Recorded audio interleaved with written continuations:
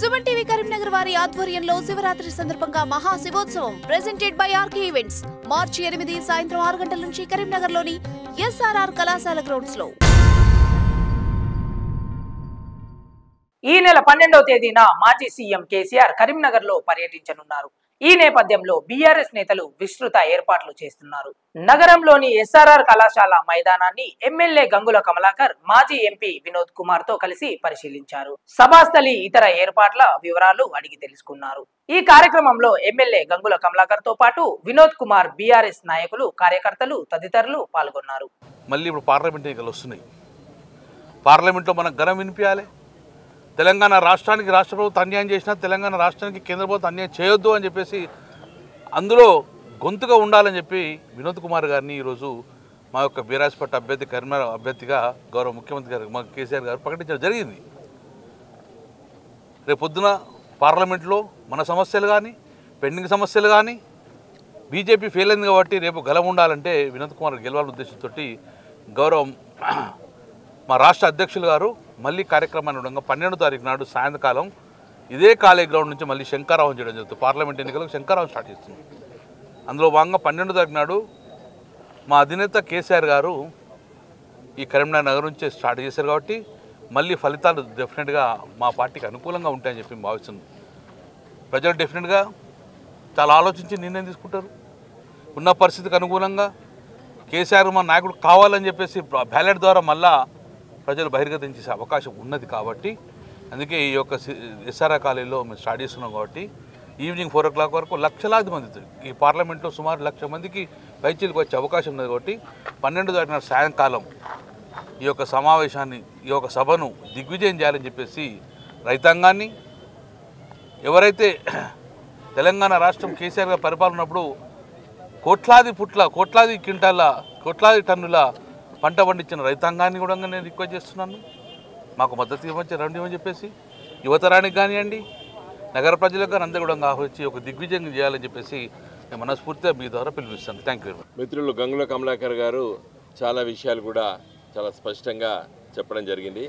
12వ తారీఖు నాడు, మార్చి 12 నాడు సాయంకాలం పూట ఎస్ఆర్ఆర్ కళాశాల మైదానంలో భారీ బహిరంగ సభ జరపబోతున్నాం. ఇది తెలంగాణ రాష్ట్రంలో జరుగుతున్నటువంటి మరి 3వసారి పార్లమెంట్ ఎన్నికలు జరగబోతున్నాయి రాష్ట్రం ఏర్పడ్డ తర్వాత. కాబట్టి ఈ ఎన్నికల ప్రచారం కరీంనగర్ నగరంలో తెలంగాణ రాష్ట్రంలో మొదటి సభగా జరుపుకుంటున్నాం. ఈ సభకి మరి కరీంనగర్ పార్లమెంట్ నియోజకవర్గం నుండి, అంటే 7 శాసనసభ నియోజకవర్గాల నుండి, ప్రతి గ్రామం నుండి మరి ప్రజలు తరలి వస్తున్నారు. ఈ సభలో కేసీఆర్ గారు ఈ పార్లమెంట్ ఎన్నికల్లో మరి గులాబీ జెండా, నాటి టీఆర్ఎస్ పార్టీ, నేటి బీఆర్ఎస్ పార్టీ అభ్యర్థులు ఎందుకు గెలవాలి, పార్లమెంట్లో గులాబీ జెండా ఎందుకు ఉండాలి అనేటువంటి దానిపైన చాలా స్పష్టంగా మరి వారు వివరించబోతున్నారు. చాలామంది అడుగుతున్నారు, మరి ఢిల్లీలో బీజేపీ పార్టీ అధికారంలో ఉంది, రాష్ట్రంలో కాంగ్రెస్ పార్టీ అధికారంలో ఉంది, ఈ 2 జాతీయ పార్టీలు కదా, మరి బీఆర్ఎస్ పార్టీ ఏం చేస్తుందని చెప్పి కూడా కొంతమంది పత్రికా మిత్రులు అక్కడక్కడ అడుగుతున్నట్టు మరి మాకు సమాచారం. నాతో కూడా ఒకరిద్దరు ప్రశ్నించిండ్రు. మేము చెప్పదలుచుకున్నాం, తెలంగాణ ప్రజలకు తెలంగాణ పార్టీ అవసరం. ఈరోజు గులాబీ జెండా తెలంగాణ రాష్ట్రాన్ని సాధించింది. 10 సంవత్సరాల్లో తెలంగాణ రాష్ట్రాన్ని అభివృద్ధి చేసింది. కరెంటు ఉండదన్న దాన్ని కరెంటు తీసుకొచ్చి చూపించింది. నీళ్లు ఉండవు అనేదాన్ని నీళ్లు తీసుకొచ్చి చూపించింది గులాబీ జెండా. నేడు యావత్తు తెలంగాణ జిల్లాలోపట, గ్రామీణ ప్రాంతాల్లోపట రైతులు పడుతున్నటువంటి కష్టాలు చూస్తే ఇప్పుడే మొదలైన ఇంకా కష్టాలు ఆ తీవ్రతరం కాలేదు. ఇయాలనే కోహెడ మండలంలో విల్జీపురం గ్రామంలో 2 అన్నదమ్ములకు ఒకటే బావి ఉంటే నీటికాడ పంచాయతీ లోపట మరి అన్నదమ్ములు పొడుచుకుంటే ఒకరు చనిపోయినట్టు ఇప్పుడే మాకు వార్తలు వచ్చినాయి. చాలా బాధాకరం. అంటే నీటి సమస్య చాలా ముఖ్యమైన సమస్య. కాళేశ్వరంలో మేడిగడ్డ ప్రాజెక్టు, మొత్తం కాళేశ్వరం ప్రాజెక్టు 80,000 కోట్ల అంచనాలుంటే మేడిగడ్డ ప్రాజెక్టు 3,500 కోట్లు మాత్రమే. 3,500 కోట్ల ఈ బ్యారేజ్లో 86 పిల్లర్లు ఉంటే 2 పిల్లర్ల దగ్గర సమస్య వస్తే యావత్తు కాళేశ్వరం ప్రాజెక్టే పనికిరాదన్నట్టు ఇలా రేవంత్ రెడ్డి గారు చిత్రీకరిస్తున్నారు.